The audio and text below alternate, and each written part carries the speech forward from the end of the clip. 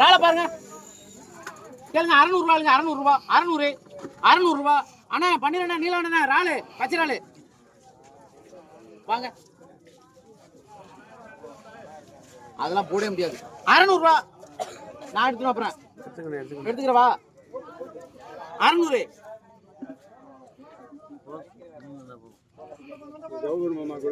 சௌகரமாமா என்ன இதை கொண்டு பக்கத்துல கொடுங்க. சின்ன மாமா கொடுங்க. 600 மாமி ராள் வேணுமா பாருங்க. 580 கம்பெனி எழுதிருக்காங்க. பண்ணிடுறேன்